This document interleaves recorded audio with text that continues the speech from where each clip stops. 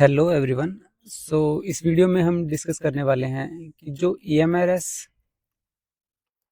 And KVS का जो second paper है उनका पैटर्न क्या रहने वाला है एंड किस तरह के क्वेश्चंस हमें देखने को मिलेंगे, क्या पैटर्न में चेंज हमें देखने को मिला है, तो वो कंप्लीट हम डिस्कस करेंगे इस वीडियो में। लेकिन वीडियो स्टार्ट करने से पहले मैं अपना इंट्रोडक्शन दे देता हूँ। मेरा नाम है रोहित एंड मैंने मास्टर्स किया है बॉटनी सब्जेक्ट में।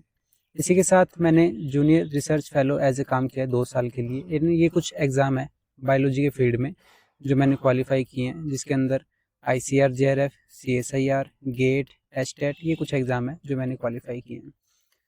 अब तक जो EMRS और KVS का एग्जामिनेशन होता था, इसमें हमें ऑब्जेक्टिव टाइप ऑफ क्वेश्चन देखने को मिलते थे। लेकिन फर्स्ट टाइम यहाँ पे जो सब्जेक्टिव पैटर्न है वो हमें देखने को मिलेगा। कितने मार्क्स का सब्जेक्टिव पोर्शन होगा वो दोनों में वेरी करता है, दोनों में अलग अलग है। एंड किस किस तरह से क्वेश्चन हमें प्रिपेयर करने चाहिए, स्पेसिफिकली हम यहाँ पे जो बायोलॉजी सब्जेक्ट से रिलेटेड है वो बात करेंगे। सिलेबस दोनों का लगभग सेम ही रहने वाला है, पैटर्न में बिल्कुल हल्का सा स्लाइटली डिफरेंस है। क्या डिफरेंस है वो देख लेते हैं हम। तो जो EMRS का एग्ज़ाम था वो यहाँ पे 13 और 17 दिसंबर को कंडक्ट हुआ था, Tier 1, जिसके अंदर आपके general awareness, reasoning, ICT, teaching aptitude and जो एक्टिविटी बेस्ड पेडागोजी क्वेश्चन थे ये आपको देखने को मिले थे। एंड यहाँ पे जो 6th पार्ट है सबसे इम्पोर्टेंट वो है लैंग्वेज कम्पिटेंसी टेस्ट, जिसके अंदर जनरल इंग्लिश एंड हिंदी जो आपकी थी वो पूछी गई थी। एंड यहाँ पे एक बार दिया गया 40% मार्क्स का, यानी कि 8 नंबर आपके ज़रूरी हैं आउट ऑफ 20। 8 नंबर आपके अगर 20 में से आप ले आते हो, यानी 40% अचीव कर लेते हो लैंग्वेज कम्पिटेंसी टेस्ट के अंदर, तो ही आपका जो बाकी पोर्शन है ये आपका इवेलुएशन के लिए जाता है। अदरवाइज यहाँ पे जो आपका पेपर है वो कैंसिल हो जाता है। तो जिस भी स्टूडेंट ने यहाँ पे 8 मार्क्स अचीव किए हैं या 8+ अचीव किया है, वो आप अपने Tier 2 एग्ज़ाम के लिए वो आप प्रिपेयर करना स्टार्ट कर सकते हो। क्योंकि कंडीशन के अकॉर्डिंग अगर एक सीट है तो वहाँ पे 10 कैंडिडेट को बुलाया जाएगा Tier 2 एग्ज़ाम के लिए। एंड बायोलॉजी देखा जाए तो यहाँ पे 100 सीट है एंड इंटू 10 अगर देखा जाए तो टोटल 1000 कैंडिडेट्स को यहाँ पे बुलाया जाएगा, जो कि काफ़ी अच्छा नंबर है। तो जिन्होंने भी यहाँ पे लैंग्वेज कम्पिटेंसी टेस्ट क्वालिफाई कर लिया है वो अपनी प्रिपरेशन स्टार्ट कर सकता है।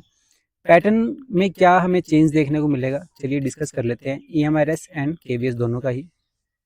तो EMRS के अंदर यहाँ पे 40 मार्क्स के ऑब्जेक्टिव क्वेश्चन देखने को मिलेंगे एंड 15 क्वेश्चन देखने को मिलेंगे हमें सब्जेक्टिव या फिर डिस्क्रिप्शन हम कह सकते हैं। हर क्वेश्चन यहाँ पे 4 नंबर का होगा एंड ये टोटल कितना बन जाएगा, 60 बन जाएगा। तो 40 मार्क्स जो कि और ये होंगे हर क्वेश्चन 1 नंबर का। तो 40 मार्क्स का हो गया आपका ऑब्जेक्टिव एंड 60 मार्क्स का आपका हो गया सब्जेक्टिव, ये देखने को मिलेगा।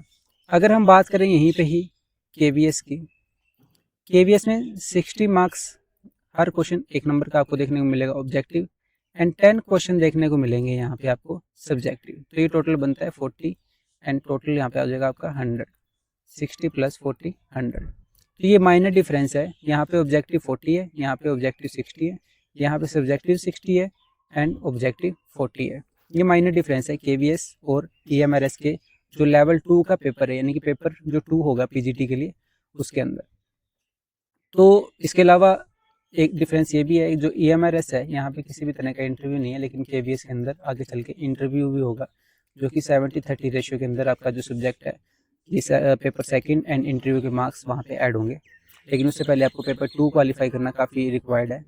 एंड सिलेबस जो है वो दोनों का ही कॉमन रहने वाला है। तो सिलेबस का हल्का सा एक ओवरव्यू ले लेते हैं एंड लेटर ऑन हम कंप्लीट डिस्कस करेंगे।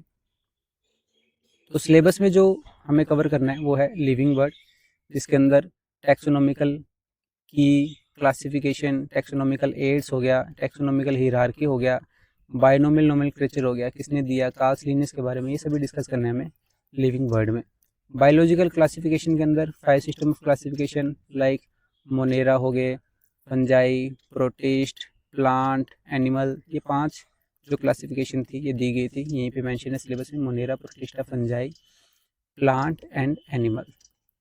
एंड यहाँ पे लाइकन, वायरस एंड वायरोइड के बारे में भी बोला गया है। तो ये कुछ एक्सेप्शन केस है, क्योंकि जो लाइकन है, लाइकन जो होते हैं वो एल्गी प्लस फंजाई का एसोसिएशन है। एक अपने आप में कंप्लीट बॉडी नहीं है, ये एसोसिएशन है एल्गी एंड फंजाई का। दूसरी तरफ अगर वायरस की बात करें तो वायरस को बोला जाता है link between living and non living. Living and non living के बीच का लिंक बोला जाता है इन्हें। ये ना तो लिविंग है ना ही नॉन लिविंग है, ये इनके बीच का ही या तो लिविंग होंगे या नॉन लिविंग होंगे ये। प्लांट किंगडम के अंदर हमें एल्गी, एल्गी के अंदर डिफरेंट एल्गी होगी, green algae, blue algae, green BGA या फिर जेंथोफाइसी यानी कि येलो एल्गी।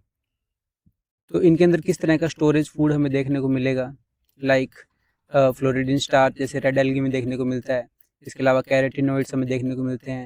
इसके अलावा स्टार्च देखने को मिलता है। एंड किस तरह के क्लोरोफिल यहाँ पे देखने को मिलते हैं, क्लोरोफिल ए बी का कॉम्बिनेशन, क्लोरोफिल ए सी का कॉम्बिनेशन। तो ये सभी हमें डिस्कस करना है यहाँ पे एल्गी के अंदर, एंड इसी से रिलेटेड हमें क्वेश्चन देखने को मिलते हैं। ब्रायोफाइट, लिवरवॉट, हॉर्नवॉट एंड मोसिस के बारे में। टेरिडोफाइट, टेरिडोफाइट के अंदर हम पढ़ेंगे सेलेजिनेला के बारे में, सीड हैबिट के बारे में। जिम्नोस्पर्म, चिलगोजा, सैगोपाम, ये फ्रूट किससे रिलेटेड है। एंजियोस्पर्म के बारे में पढ़ना है। एनिमल किंगडम में हमें करेक्टरिस्टिक्स, कोडेड नॉन कोडेड के बीच में difference, morphology of flowering plant यानी कि यहाँ पे रूट, स्टेम, लीफ, इन्फ्लोरेसेंस किस तरह की है, साइमोज है, रेसिमोज है, फ्लावर किस तरह का है, एक्टिनोमॉर्फिक है, जाइगोमॉर्फिक है, किस स्पीशीज में किस तरह का फ्लावर देखने को मिलता है, फ्रूट, फ्रूट के टाइप, ड्रूप क्या है, ये सभी हमें डिस्कस करना है मॉर्फोलॉजी ऑफ फ्लावरिंग प्लांट में। एनाटमी ऑफ प्लांट के अंदर हमें TS, LS, transverse section, longitudinal section, exarch condition, endarch condition. Next है स्ट्रक्चरल ऑर्गेनाइजेशन ऑफ एनिमल, इसमें मॉर्फोलॉजी, एनाटमी हमें डिस्कस करना है। Cell the unit of life, इसमें सब्जेक्टिव क्वेश्चन काफ़ी ज़्यादा बनते हैं, जैसे कि fluid, mosaic, model, cell theory. तो ये क्वेश्चन है जो सब्जेक्टिव पॉइंट ऑफ व्यू से काफ़ी ज़्यादा इंपॉर्टेंट है। एंड प्रोकैरियोट, यूकैरियोट के बीच में क्या डिफरेंस है, हमें ये देखने को मिलेगा। बायोमोलिक्यूल, बायोमोलिक्यूल के अंदर structure of protein, carbohydrate and lipid, nucleic acid, RNA, DNA. Enzymes के बारे में, कम्पिटिटिव एंजाइम क्या होते हैं, नॉन कम्पिटिटिव क्या होते हैं, एलोस्टेरिक एंजाइम क्या है, सबस्ट्रेट क्या है, एंड लॉक एंड की हाइपोथेसिस, जो कि एचपीएससी के सब्जेक्टिव पेपर में भी पूछा गया था एचपीएससी में, लेकिन वहाँ पे एक क्वेश्चन जो था वो 10 नंबर का था। यहाँ पे एक क्वेश्चन जो होगा वो 4 मार्क्स का होगा लगभग। Cell cycle, cell division, mitosis, meiosis, किस फेज में किस तरह की स्ट्रक्चर हमें देखने को मिलती है, या साइक्लिन, सीडी के एक्टिविटी किस तरह से अपना रोल प्ले करती है, ये सभी डिस्कस करना है। फोटोसिंथेसिस, ये काफ़ी इंपॉर्टेंट है। C3, C4, photo respiration, cam, इसके अलावा ग्लाइकोलिसिस, TCA, ETS, ये सभी हमें देखने को मिलेगी।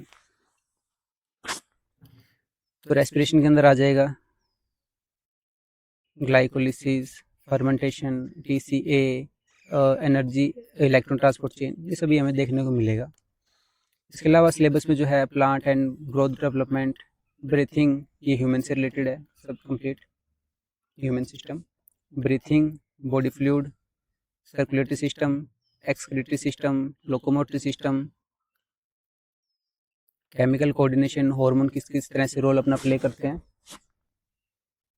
Sexual reproduction in flowering plant, double fertilization काफ़ी इंपॉर्टेंट टॉपिक है यहाँ पे, ट्रिपल फ्यूजन, एपोमिक्सिस जो एग्ज़ाम में बार बार पूछा जाता है। एंड एचपीएससी का जो एग्ज़ाम अभी रहा है,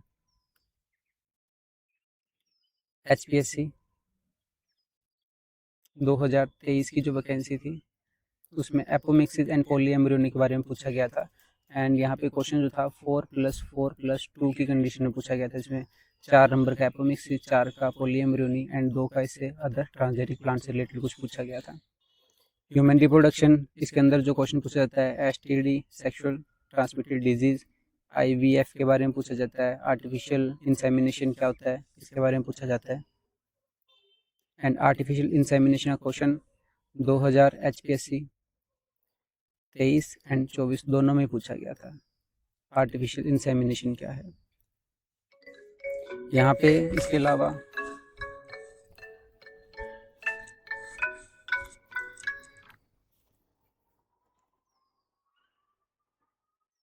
सॉरी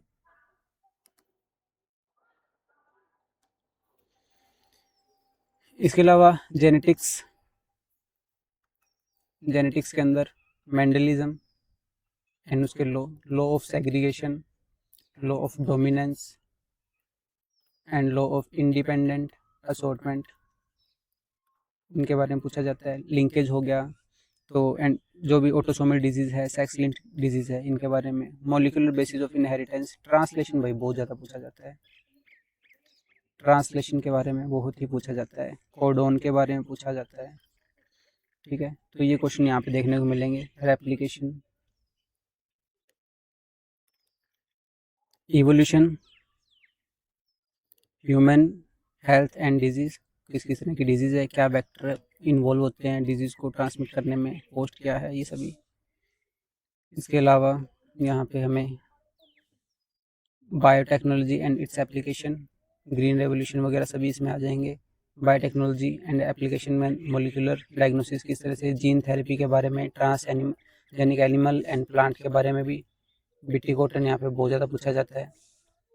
ऑर्गेनिज्म एंड पॉपुलेशन, जिसमें ये कंप्लीट इकोलॉजी का जो पोर्शन है आपका, इको सिस्टम, डाइवर्सिटी यानी कि नेशनल पार्क, बायोस्फीयर रिजर्व हो गए, आपका हॉटस्पॉट हो गया, बायोडाइवर्सिटी हॉटस्पॉट, तो ये सभी चीज़ें पूछी जाएगी। तो ये जो सिलेबस है आपका KVS और EMRS दोनों के लिए सिमिलर ही रहने वाला है। आप किसी के लिए भी प्रिपेयर कर लीजिए, आपका ऑटोमेटिकली एक दूसरे एग्ज़ाम के लिए कवर अप हो जाएगा। अब बात आती है बुक्स की, जहाँ पे भी सब्जेक्टिव एग्ज़ाम होता है तो उसमें हमें जो आपका बुक्स हैं यानी कि जो मटेरियल है वो काफ़ी कंसाइज एंड लिमिटेड होना चाहिए, यानी कि 1 या 2 बुक्स ही होनी चाहिए। लेकिन उसकी रिवीजन जो है आप मल्टीपल टाइम कीजिए, 2 बार 4 बार 10 बार कीजिए।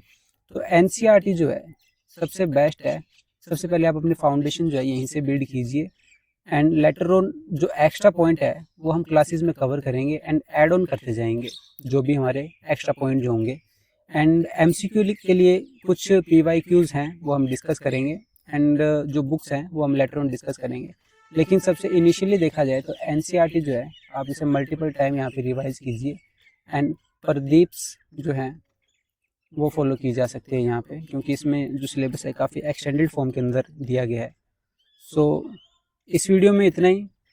एंड EMRS जो है पैटर्न जैसा कि हम डिस्कस कर ही चुके हैं कि सिंपल यहाँ पे बस 40 मार्क्स का ऑब्जेक्टिव है, यहाँ 60 मार्क्स का ऑब्जेक्टिव है। तो यही एक डिफरेंस है, बाकी लगभग सिमिलर ही है पेपर 2 की अगर बात की जाए तो हम टॉपिक वाइज टॉपिक हम पढ़ेंगे इसके बारे में, and first topic living bird से स्टार्ट करेंगे। सो इस वीडियो के लिए इतना ही। थैंक यू सो मच, मिलते हैं आपसे नेक्स्ट वीडियो में, तब तक के लिए।